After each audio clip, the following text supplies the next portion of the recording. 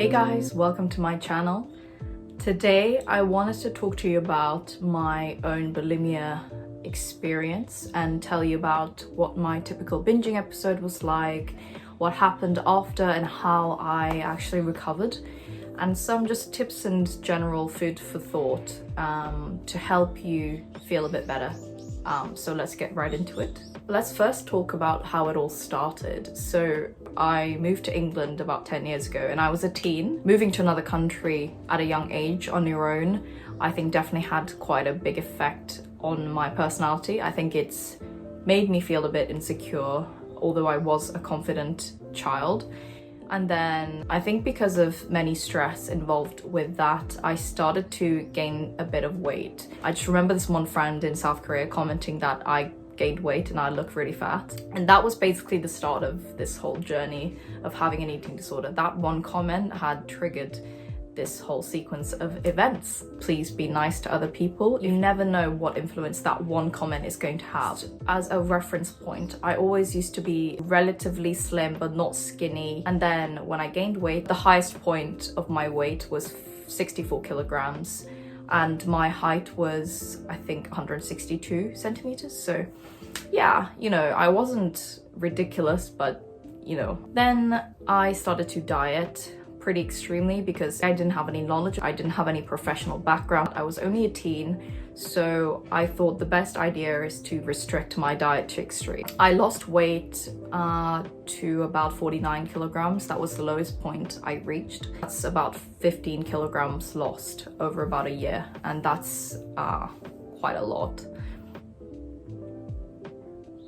I was so unhappy when I lost that much weight. I was very moody because I wasn't eating enough food. I still didn't like myself for some reason. My hair looked so dry. I had hair loss. I didn't have any periods. My skin looked very just malnourished, and it just wasn't a great life, I would say. And then after that extreme dieting, the lashback started to sort of creep into my life. So I had my first binging episode. I can't remember exactly because I've had many episodes of binging. Maybe I should go through one of them just to give you an idea. Because I had this habit of counting calories and restricting my diet, I always used to have like this daily allowance of calories, and I should not go over because then I'm gonna get fat. That was my mindset anyway. I would go into my meals. I was in boarding school, so we all went to eat together. I would go in with a limit in mind. I would say, okay, this meal has to be under about 400 calories. Let's say like I ate more than I planned. Then that's like when it starts to get super stressful because I'm gonna be counting how much in addition I must be eating whilst I'm eating. So just imagine we're all in the dining room, like with all your friends. We're having like conversations. I'm literally thinking about, oh my God, this bite must be like 50 calories. Things are adding up and I'm getting super anxious. The stress, the tension is building up. Thinking, oh my God, I'm super stressed. I don't know what to do. I'm panicking. I've just eaten too much. And do you know what? All the stress, I know it's gonna go away if I just have one bit of sweet food. This was my triggering food, and this was like my weakness point, and it still is up to this day. So I would like go into the kitchen and have a toast with some honey on top, and I tell myself I'm just gonna have one slice, just one slice. And guess what? That used to be sort of the start of my binging episode. Before I realized I've had 16 toasts. 16 after a meal. And guess what? That's not the end of it. Once the binging starts, you are out of control. I was out of control. Like no one could stop me. And it's almost like I have this monster inside me and it's like taking over my conscious thinking. I cannot think straight. I'm like, the vision is blurry. I'm like, all I want is chocolate, something sweet, something that can numb me right now so that I don't have to deal with this guilt, to deal with this stress of having to count everything, to deal with this misery of dieting. I think the most sort of memorable binge was when I ate 16 donuts. That is a lot of donuts. And I think I also ate some ice cream on top of that, and some chocolate biscuits from like our headmaster's office. I remember like collecting them in case like I was gonna binge the next time, which is like ridiculous because I'm subconsciously preparing for my binges. So that used to be sort of my typical binging cycle, where I would binge because of the accumulated stress triggering off one episode, and usually that triggering point, it was just sweet food.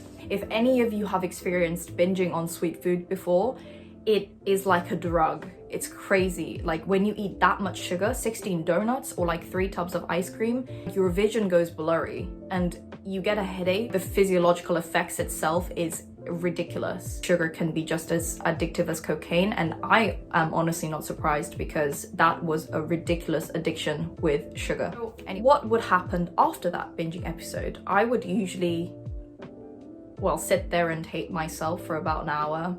Honestly, just sat in bed like contemplating, Min, what the hell have you done? You're gonna be double the size tomorrow. You know, everyone's gonna hate you. These ridiculous critical comments I used to give myself, you know, that used to last for ages. And then if the binging episode is very, very severe, then I would go to the toilet and throw up. I have a really, really healthy gut, so I don't throw up very often. I remember feeling upset with the fact that I couldn't throw up all the food I've eaten, because I'm sat there worried about, oh my god, I've only thrown up 30% of what I've eaten or what I've binged on. So sat there calculating the amount of calories that I would have absorbed. That is ridiculous. Like, this is not healthy. And then I would also, you know, sit there and Google how much calories can you absorb in a day. Your body can pretty much absorb everything that you have eaten unless you have a specific disorder. Anyway, so I would throw up and I would sit there miserable, like unbelievable about what just happened in the past few hours, and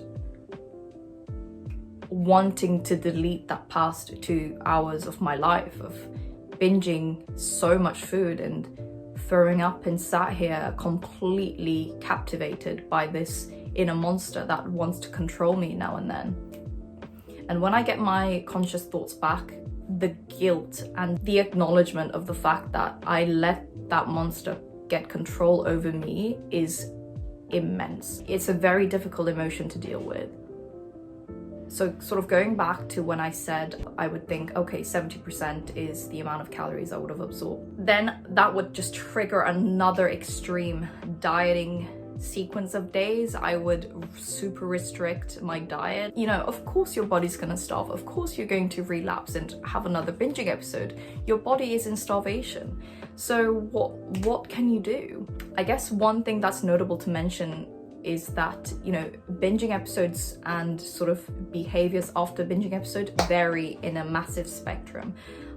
Even for myself, I didn't binge a ridiculous amount all the time. I had some medium and small scale binges as well, and with those I didn't necessarily throw up, but I tried to compensate that with ridiculous hours of exercise. I would go to the gym in the evening, I would go rowing in the morning, and it would just be a combination of those, and I would just constantly be stressed with all these voices in my head saying, you're gonna get fat if you don't do this, you are just a failure, what are you doing, when are you gonna lose weight? You know, it was crazy.